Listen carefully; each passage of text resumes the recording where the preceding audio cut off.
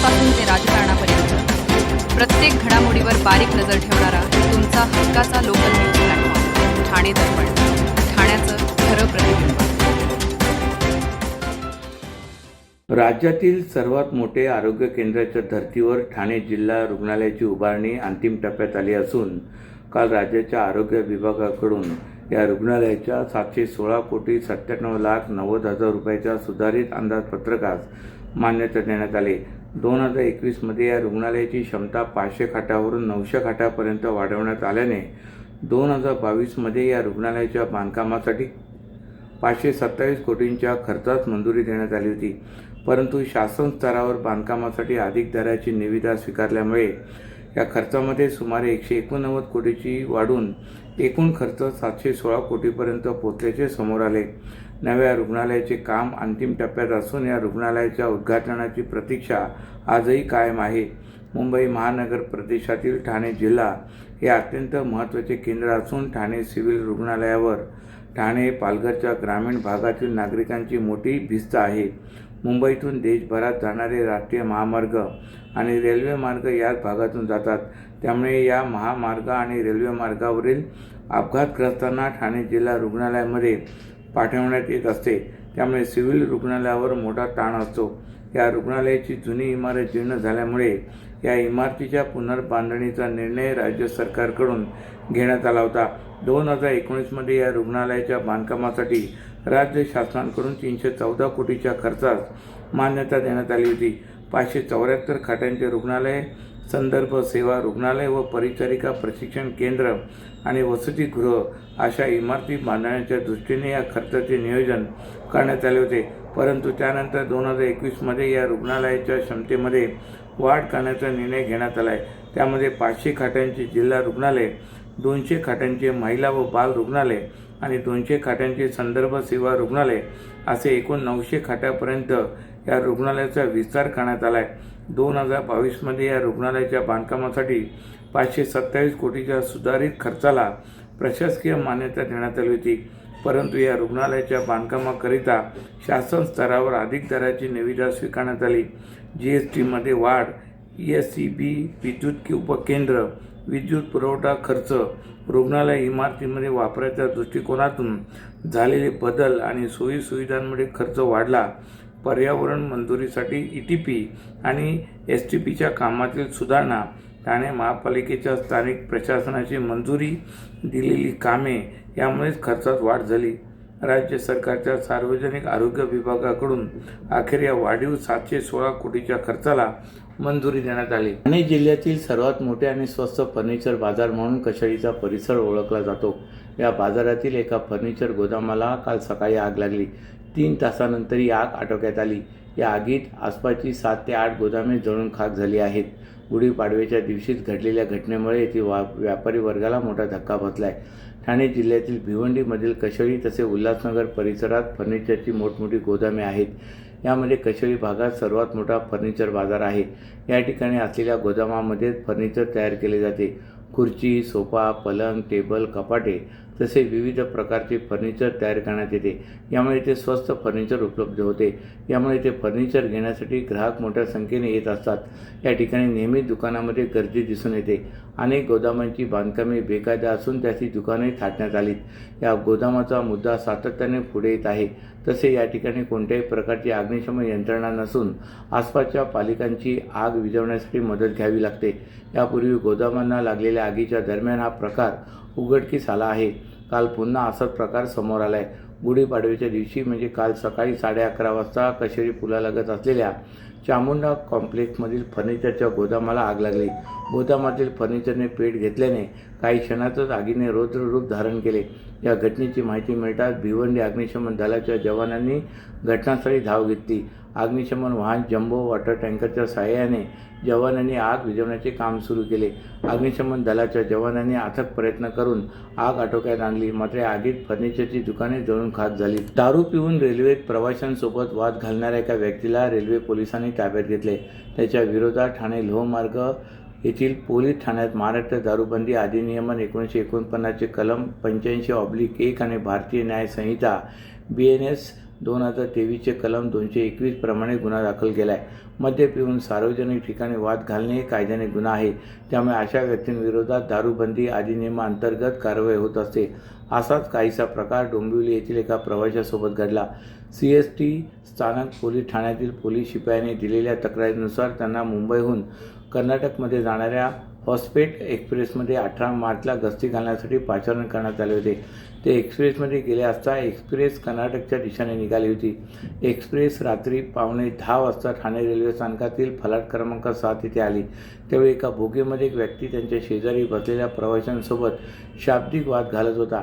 शिपायाने त्या व्यक्तीला याबाबत विचारणा केली असता त्याच्या तोंडातून मद्याची दुर्गंधी येत होती. त्यामुळे त्यांनी इतर पोलीस कर्मचाऱ्यांना संपर्क साधून त्या बोगीमध्ये बोलाविले. इतर कर्मचारी येईपर्यंत रेल्वेने कल्याण स्थानक ओलांडले. कल्याणनंतर रेल्वे कर्जत स्थानकात थांबल्यानंतर त्या प्रवाशाला कर्जत रेल्वे स्थानकात उतरवण्यात आले. तसेच त्याला तेथील तिकीट तपासणी त्याच्याकडे हजर करण्यात आले. त्यावेळी त्याने त्याचे नाव आणि पत्ता पोलिसांना सांगितला. तो डोंबिवली येथील रहिवासी असून त्याचे मूळ धाराशिव येथील होते. पोलिसांनी त्याला वैद्यकीय तपासणीसाठी कर्जत येथील सरकारी रुग्णालयात नेले असता तपासणीमध्ये त्याने मद्याचे सेवन केल्याचे आढळून आले. शाब्दिक वादाचे प्रकरण ठाणे रेल्वे स्थानक परिसरात झाल्याने या प्रकरणी त्याच्या विरोधात ठाणे लोहमार्ग पोलीस ठाण्यात गुन्हा दाखल करण्यात आला आहे. सर्व नागरिकांना आवाहन करण्यात येत आहे की सध्या डासांमार्फत पसरणाऱ्या डेंग्यू या आजाराचा प्रसार रोखण्यासाठी प्रत्येकाने पुढीलप्रमाणे कार्यवाही करावी.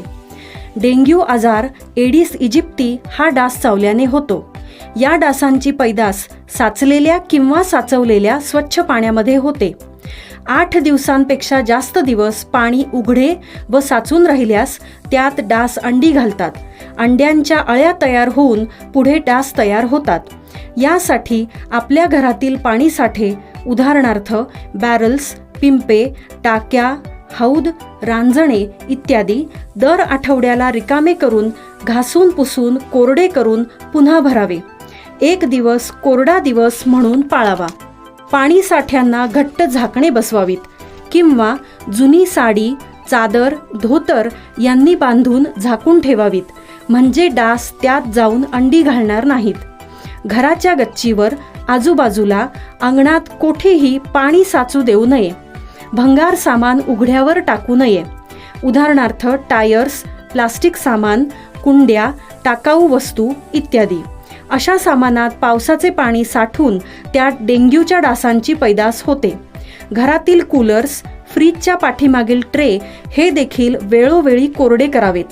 लक्षात ठेवा, नुसत्या फवारणीने डास घनता कमी होत नाही, तर त्यासाठी डास पैदास ठिकाणे नष्ट करणे ही आपल्या सर्वांची जबाबदारी आहे.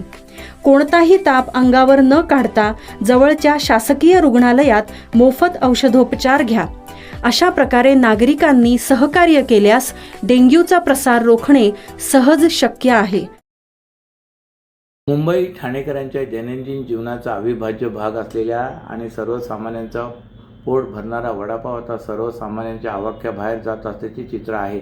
एकेकाळी 5 रुपयात मिळणारा वडापाव सध्या 25 ते 30 रुपयापर्यंत पोहोचला असून इतर नाश्त्याच्या दरातही वाढ झाल्याने नागरिकांच्या खिशाला चांगली झळ बसत आहे.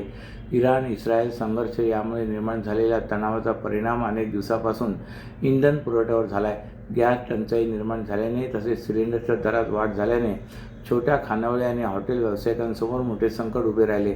ठाण्यातील सुमारे 60% हॉटेल्स तात्पुरती बंद झाल्याची माहिती समोर येते. गॅस अभावी अनेक विक्रेत्यांना पारंपरिक चुलीवर वडे तळावे लागत आहेत. मात्र चुलीसाठी लागणाऱ्या लाकडाचे दरही वाढल्याने खर्चात आणखी भर पडते. त्यातच खाद्यतेलाच्या दरात 30 ते 40 रुपयांनी वाढ झाली असून बेसन, बटाटा आणि इतर कच्च्या मालाच्या किमती वाढल्या आहेत. परिणामी व्यवसाय तोट्यात जात असल्याने विक्रेत्यांना वडापावच्या किमती वाढवण्याचा निर्णय घ्यावा लागला आहे, असे वडापाव विक्रेते सांगतात. काही ठाण्यातल्या नागरिकांचा आता नाश्ता महागला आहे. मोठ्या प्रमाणात जे खाद्यपदार्थ आहेत ते सगळे मोठ्या प्रमाणात काहीसे महागले आहेत. म्हणजे जो दर 15 रुपये वडापावचा होता तो आज कुठेतरी 25 रुपयापर्यंत गेला आहे. काय सांगाल? सध्या नौपाड्यातला गजानन वडापाव हे सगळं फेमस दुकान आहे. तिथे लोकांची तुफान गर्दी असते. पण सध्या युद्धाच्या झळीमध्ये गॅस सिलेंडरचा जो तुटवडा आहे त्याच्यामुळे तो फटका सामान्य नागरिकांच्या खिशाला बसतो. जे नॉर्मल नागरिक जे वडापाव खाऊन दिवस काढणारे लोक पण भरपूर आहेत, रिक्षावाले आहेत. त्यांना आता 10-15 रुपयाचा वडापाव इथे 25 रुपये वडापाव झालेला आहे. एक भजी प्लेट घेतली तरी 50 रुपये. हा सगळा गॅसचा तुटवडा आहे, त्याचा परिणाम आहे सध्याचा. बरोबर सर. भाववाढीमुळे तुम्ही वडापाव खरेदी करताय, भजी खरेदी करताय, काय भावना आहे?